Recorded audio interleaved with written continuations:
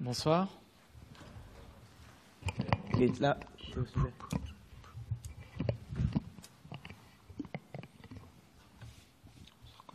Coach, bonsoir, Nassim Tirech pour Perform. En face de vous, tout droit. Est-ce que finalement l'OGC Nice est à sa place en Ligue Europa? Naples, c'était beaucoup trop fort. C'est beaucoup trop fort, mais c'est très dur l'Europa League aussi, pour nous. Non, lorsqu'on a tiré Naples, j'ai tout de suite compris que ce serait très très difficile. Je connais bien cette équipe.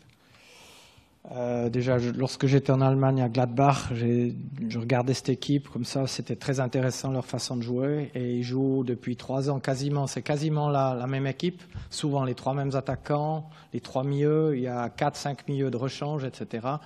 Ça, c'est une équipe qui est bien rodée, qui a de la qualité. Et puis, tactiquement et techniquement et physiquement, c'est très très fort. Et donc, voilà. Pour nous, c'était très très difficile. On avait déjà tiré Ajax, mais là, on était meilleur au match retour à Ajax que ce soir, et qu'à l'aller. Collectivement, j'entends surtout. Finalmente l'Europa League è il posto giusto per Nizza, ma l'Europa League sarà difficile anche per noi. Il Napoli è stato molto forte, è una squadra che è rimasta stabile da anni, gioca nello stesso modulo da tanti anni, quindi tatticamente, tecnicamente e fisicamente il Napoli era fortissimo stasera, quindi io ho saputo dall'inizio che giocare in Napoli sarebbe molto difficile per noi. Quando abbiamo giocato l'Ajax siamo stati migliori, soprattutto al ritorno, però purtroppo stasera non è bastato. Coach, bonsoir, Jean-Baptiste Marie, France Bleu Azur, Radio France. Est-ce que vous diriez que vos joueurs ont été à la hauteur du rendez-vous ce soir? Je dirais qu'il y a eu trop peu d'investissement défensif dans la récupération chez certains joueurs.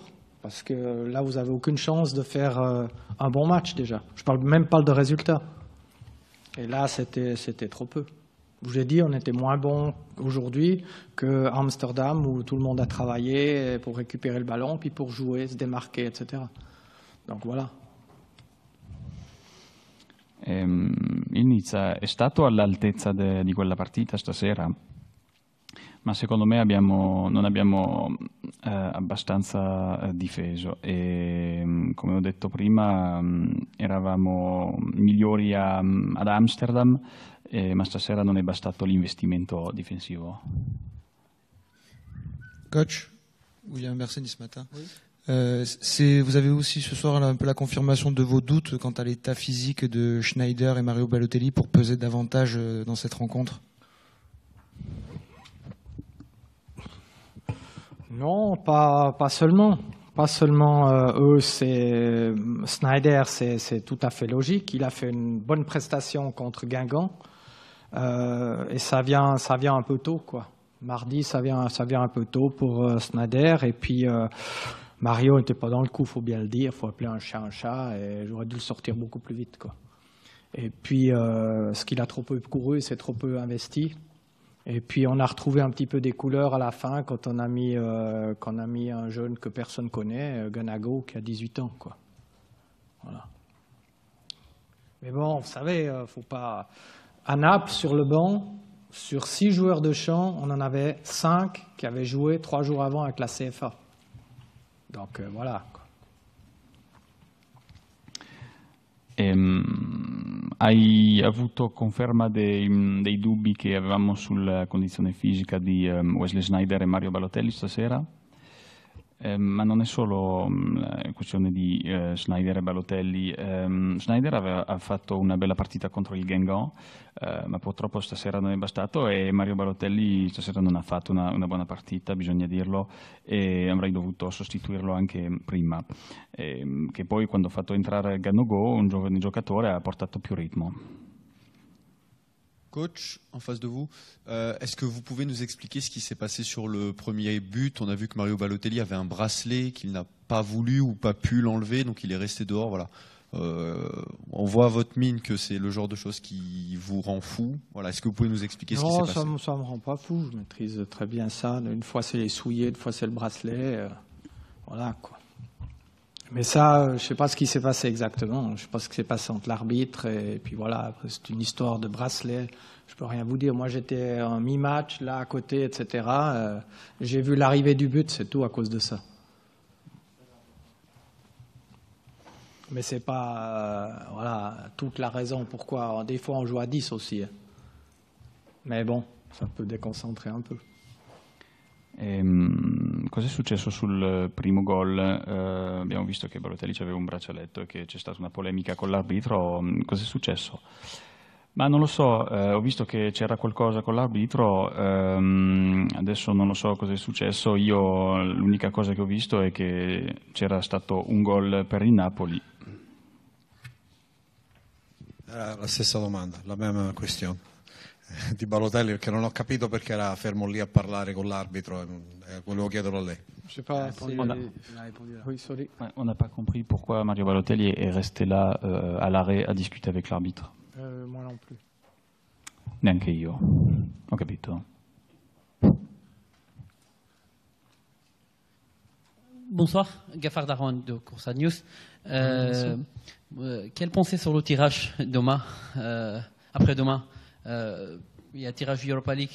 Quelle équipe vous ne souhaitez pas vous tomber contre? Et franchement, de toute façon, elles sont toutes à redouter. Et puis, franchement, on ne peut pas choisir. Donc, vraiment, ça ne m'intéresse pas du tout pour le moment. J'ai d'autres chats à fouetter que penser à l'Europa League. Solide de répondre comme ça.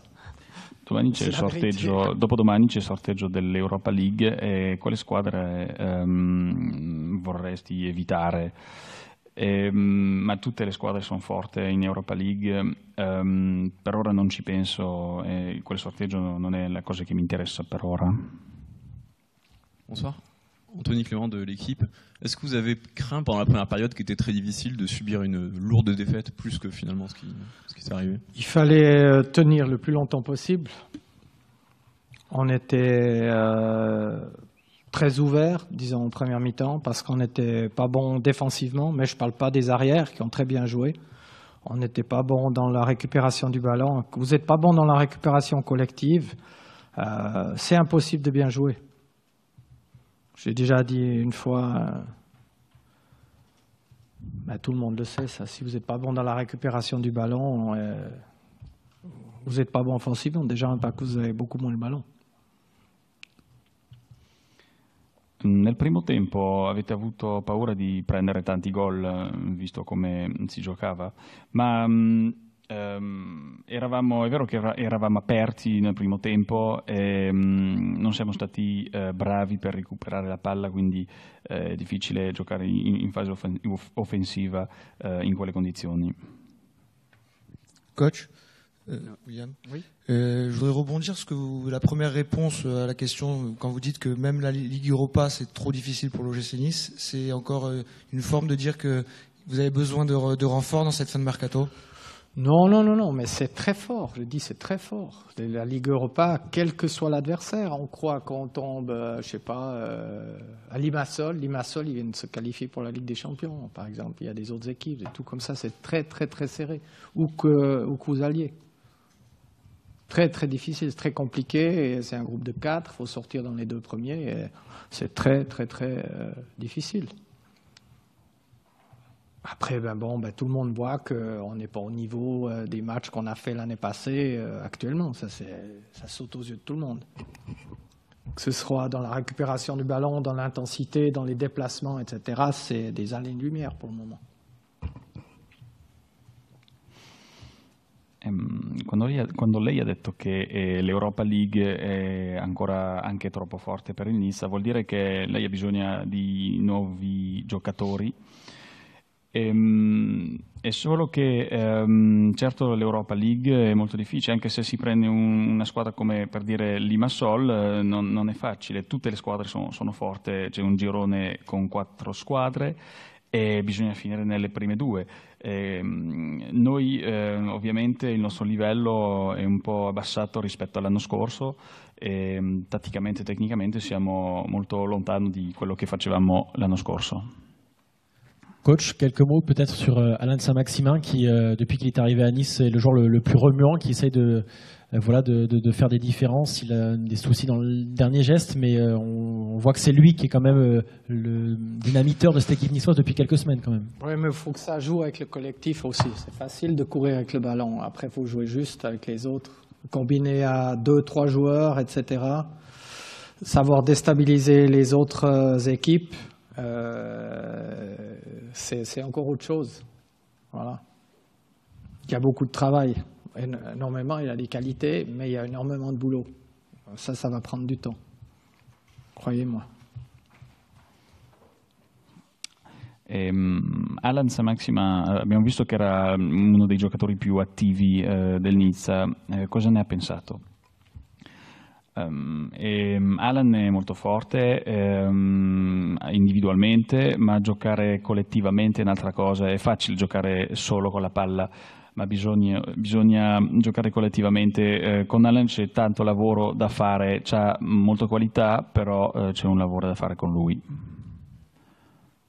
Sébastien Mansour, CNews.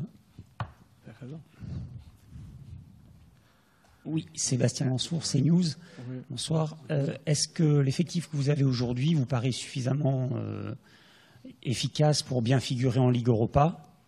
Et est-ce que ce soir, vous gardez quand même une satisfaction de ce que vous avez vu, ou est-ce que tout est à remettre en cause d'une certaine manière? Est-ce qu'il y a beaucoup de choses à améliorer? Non, mais je viens de vous dire qu'à Naples, sur les 6 joueurs de champ qu'on avait sur le banc, 5 avaient joué avec les espoirs 3 jours avant. Donc voilà.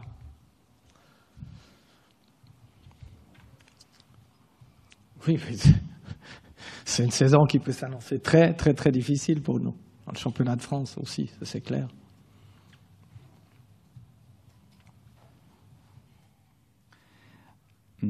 Secondo lei quella rosa basta per giocare l'Europa League? E seconda domanda, ci sono delle soddisfazioni comunque stasera? Ma come ho detto prima, quando abbiamo iniziato la partita avevamo 6 giocatori sulla panchina, di cui 5 avevano giocato con la riserva 3 giorni prima, quindi è vero che per la rosa è difficile quest'anno, questa stagione sicuramente sarà molto molto dura. Coach, est-ce que vous êtes inquiet ce soir? Vous le disiez, peut-être que la saison peut être très difficile. On parle du départ de Mika Seri. Vous l'avez dit, le mercato n'est pas encore terminé. Est-ce qu'il y a de l'inquiétude là aujourd'hui?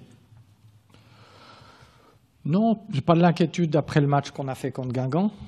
Contre Guingamp, on avait une équipe qui a joué collectivement, qui a bien travaillé, qui a bien combiné, qui était patiente, qui a bien défendu. Et c'est ça. Si on n'a pas ça, ce sera difficile contre tout le monde, sans exception. L'année passée, c'était déjà très dur. Regardez les matchs qu'on a gagnés 1-0, 2-1, etc.